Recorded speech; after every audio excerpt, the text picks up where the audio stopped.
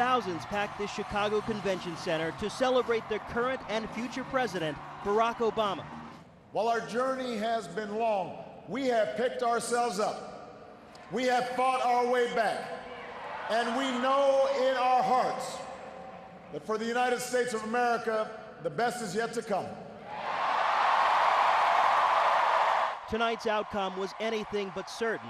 It's been 6 months and more than 100 rallies since the president officially kicked off his re-election effort. A slow economic recovery and a poor performance in the first presidential debate left the campaign in a virtual tie in the final weeks. But as the election wore on, the president continued to rack up key electoral votes. Then, shortly after 11 p.m. Eastern Time, it was Ohio that put Obama over the top, a state that became ground zero for both candidates in the final hours of the campaign. For Mitt Romney, the loss was a bitter disappointment following weeks of campaign momentum. But in a concession speech to supporters in Boston, Romney conveyed a message of unity in defeat. I so wish that I had been able to fulfill your hopes to lead the country in a different direction, but the nation chose another leader, and so Ann and I join with you to earnestly pray for him and for this great nation. The president says he looks forward to working with his former opponent in the future. In the weeks ahead, I also look forward to sitting down with Governor Romney to talk about where we can work together to move this country forward. The president, in his victory speech, took a very bipartisan tone, saying that Americans voted for action and not politics as usual. But again, keep in mind, this is a Democratic president who will be dealing with a House that is run by Republicans, a Senate run by Democrats. Again, the same setup, facing the same divisions that we've seen over the last 4 years. That is the very latest from Chicago. I'm George Howell reporting. In the early hours after a long election day, Mitt Romney said he had called President Obama and the race was over. I so wish that I had been able to fulfill your hopes to lead the country in a different direction, but the nation chose another leader, and so Ann and I join with you to earnestly pray for him and for this great nation. The mood was a stark contrast to his announcement in June 2011. I believe in America, and I'm running for president of the United States. And to the crowds who welcomed him on a last-minute election day trip to the critical swing states of Ohio and Pennsylvania. Thank you. Thanks for your work. Gosh, you guys are fabulous. Thank you so much. Neither state went Romney's way, making it impossible for him to pick up the 270 electoral votes needed to win the presidency. The nation, as you know, is at a critical point. At a time like this, we can't risk partisan bickering and political posturing. President Obama congratulated Romney and Paul Ryan on a hard-fought campaign. We may have battled fiercely, but it's only because we love this country deeply, and we care so strongly about its future. Romney also talked about the country's future. I believe in the people of America. And I ran for office because I'm concerned about America. This election is over, but our principles endure.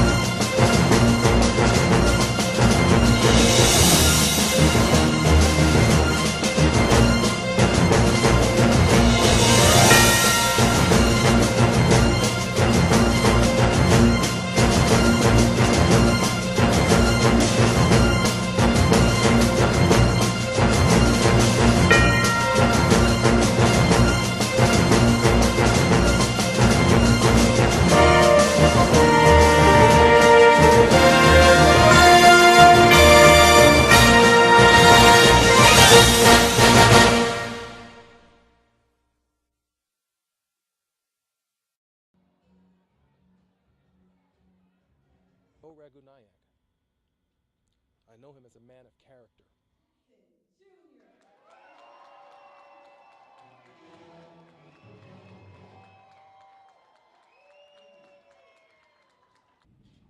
Can turn out pretty okay. It can turn out pretty.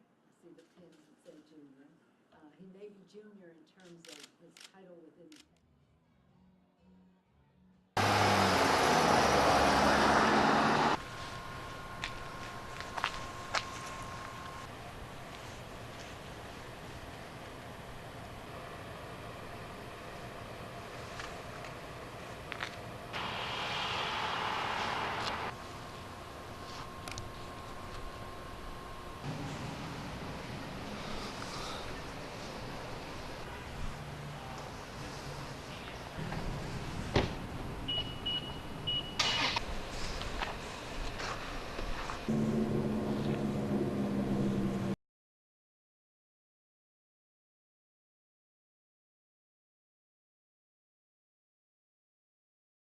The most important issue is education and basically making sure that the president is able to have a second term so that he can really follow through on all of his initiatives. Well, I just graduated from Hampton University in December, and my most important issue is student loans. I cannot afford for them to double the interest rate because I'm already trying to plan on it. Or I'm already trying to figure out how I'm going to pay for it. It's a multitude of different platforms that I would like to delve into, but for the most part, just the economy and education. Just giving everyone an opportunity, fair chance at anything that's possible here in the United States. Presidency, Senate, you can go from industry, marketing, and you can also go to manufacturing. We've got a lot of jobs that have been pushed overseas, but we need to start keeping those jobs here in the United States so we can continue to have the recycle of capitalism here in the United States. I think anything that's done, it won't affect me, like health care, Medicare, Social Security. It won't affect me. But, you know, I'll tell you the truth is, I think if the Republicans get in office, it's going to kill this country.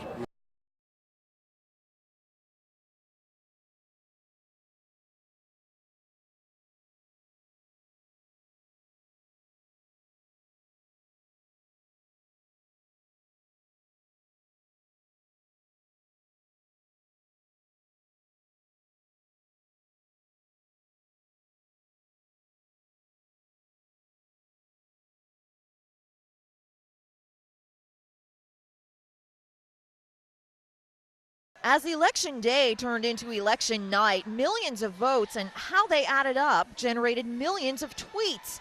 Leading up to this one, a thank you from a newly re-elected president of the United States. For the United States of America, the best is yet to come. Election Day 2012 took its place as Twitter's biggest political event ever, and as TV networks called the race, second screens lit up at a rate of more than 327,000 tweets per minute. Google searches pointed to an anxious electorate. Top search terms during the day included election results, exit polls, election news, and who's winning the election. On Facebook, the #1 term Tuesday morning and afternoon, variations of vote, voted, and go vote. After projections, Obama wins jumped to the top spots on both Facebook and Google. Meanwhile, among Instagram photos, a bevy of proud ballot shots raised legal questions in states with restrictions on photography in polling places. In November 2008, about 37% of Americans said they'd used a social networking site. Fast forward to 2012, 2/3 are socially engaged. You guys are the best. And while Republicans made social strides, they're still catching up to do. Mitt Romney amassed a respectable 1.7 million Twitter followers during his campaign, still just a fraction of President Obama's over 22 million. In Chicago, I'm Karen Kafa.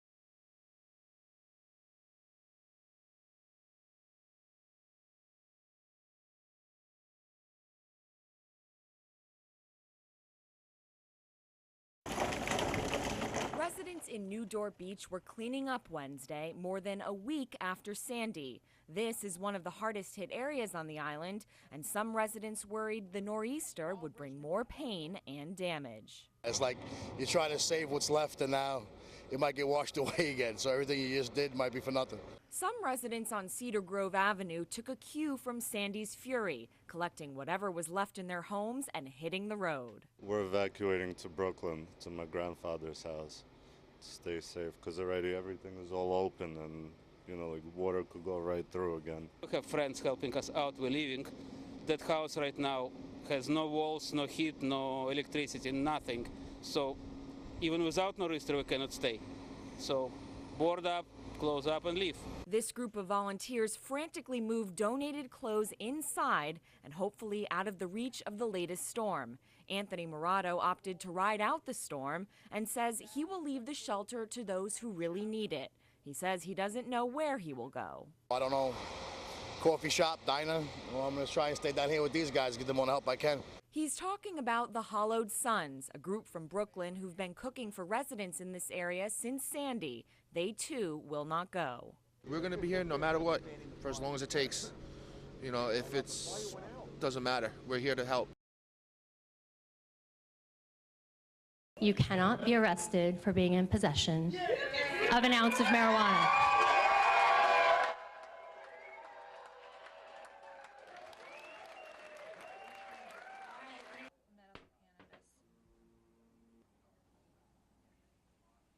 If somebody is eating to this thing, and we couldn't have done that without very.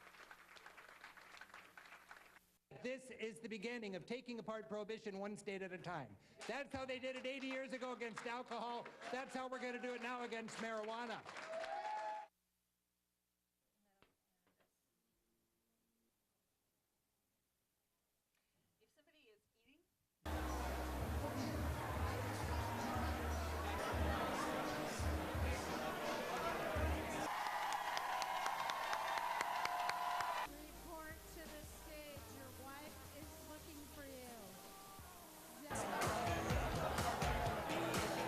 It feels completely amazing.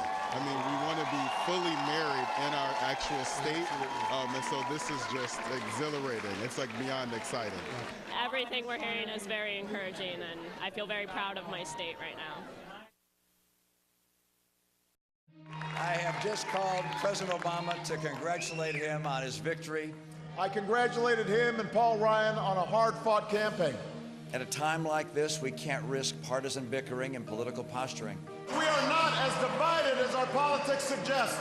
Our leaders have to reach across the aisle to do the people's work. To meet the challenges we can only solve together. And we look to Democrats and Republicans in government at all levels to put the people before the politics. Tonight, you voted for action, not politics as usual. We citizens also have to rise to the occasion. The role of citizen in our democracy does not end with your vote. We look to our pastors and priests and rabbis and counselors of all kinds to testify of the enduring principles upon which our society is built. Most of us share certain hopes for America's future. We want our kids to grow up in a country where they have access to the best schools. We look to our teachers and professors. We count on you not just to teach, but to inspire our children with a passion for learning and discovery. I've never been more hopeful about our future. I have never been more hopeful about America. This election is over, but our principles endure. And among those are love and charity and duty and patriotism. That's what makes America great. Thank you, and God bless America. Thank you, America. God bless you. God bless these United States.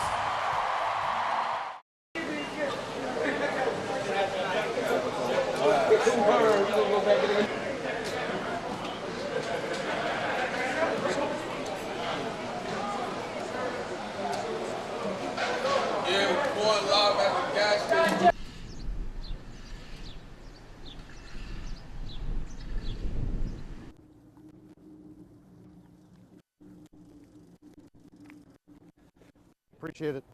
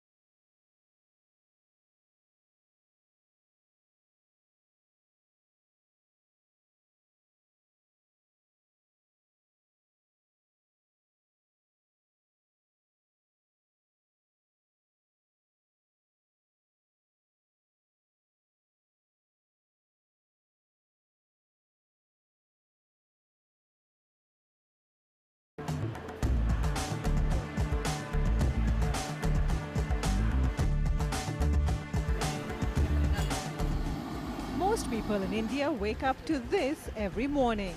A cup of chai. Steaming, sweet and milky. Oh, I think the lines are already starting. People are calling. There is a buzz. Yeah, there is a buzz. One man believes that's changing. Howard Schultz, founder and CEO of the world's largest coffee chain, has partnered with the Tata Group to open Starbucks in India. The first one launched in Mumbai in October. There's a tremendous amount of coffee that's being sold and served in this market. We will sell very high quality tea and chai tea in our stores, but I suspect that we're going to do extremely well here.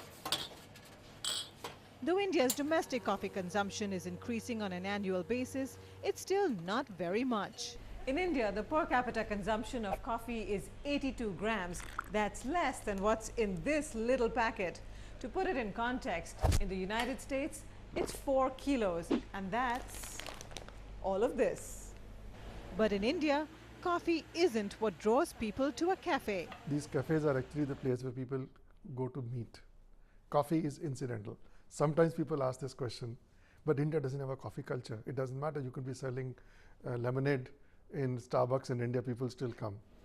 Modern, clean, aspirational, cafes are particularly popular with India's youth. In Mumbai especially, because the density is so much and there's so much population, there's just no place to hang out, you know. India's economic growth means people have more spending power. They're traveling abroad, developing new tastes and adopting Western lifestyles, making the cafe culture a part of India's social fabric.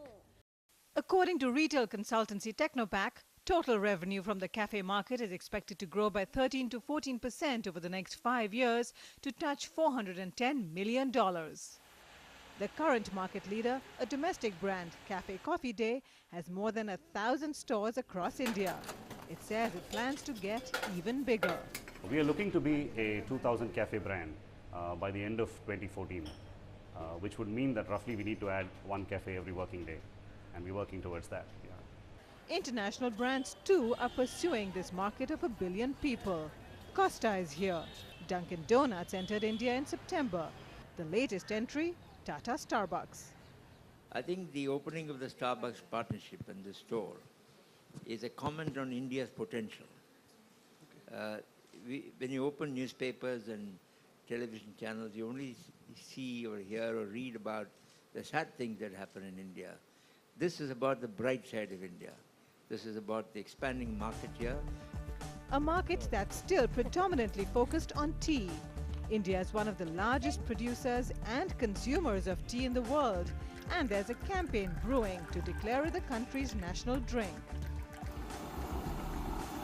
The new cafes haven't impacted the stream of customers at Anil Shankar Narayan's humble tea stall, where he sells 1,000 cups a day for 5 cents each. He says it's not the price. Tea is a habit in India, plus it just tastes better than coffee. Malika Kapoor, CNN, Mumbai.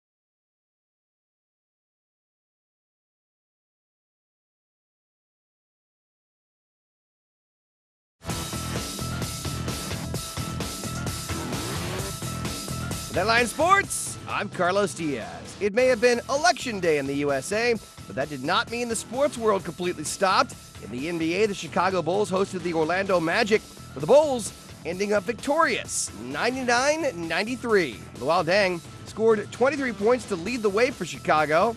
Aaron Aflalo was the lead man for Orlando. He had 28. The loss was the Magic's first of the young season. To Oklahoma City, where the Thunder cruised past the Toronto Raptors 108-88.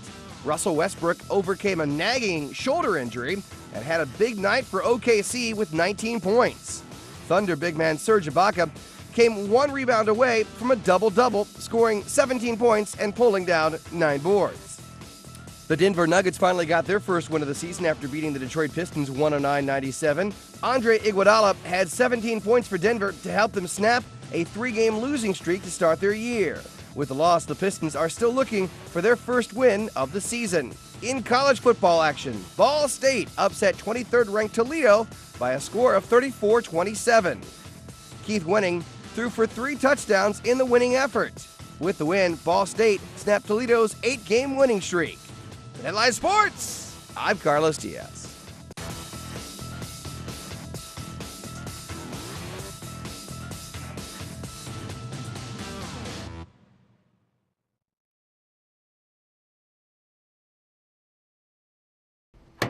Miss Gladys? At 106 years old, Gladys Miller knows the toll time takes on a body. We're going to use the walker. Her age shows in her slow, careful shuffle. But on this election day, those tiny steps have become one big one, taking her to a place she's never been. First time voting. That's right, a woman born 106 years ago has never cast a single vote. She's been alive for 19 presidencies, all the way back to Teddy Roosevelt. She's had the chance to vote for 15 of them, but didn't. So why? Well, I just didn't vote. This woman of few words, though, changed her mind recently when her friend Glenda Ponder stopped by a few weeks ago. Well, I was sitting up there one day, we was talking about voting. So then she said she wanted to register to vote. And so they went straight to the front of the line, no questions asked of her. There you go. Except to sign her name. And from there, it was time to make personal history. Stand up. Miller's friend had to help her through the process, her dexterity obviously not quite what it used to be. Right there? Yes, ma'am. And what took almost a century to happen. Okay. Your ballot has been cast. Did happen. Finally, Gladys Miller voted. You are a first-time voter. She can hardly walk, but she can push herself here. And it makes me feel good. And if you're looking for big fanfare from Miller, well, you won't really find it. But judging by her smile, it's pretty clear. I feel all right.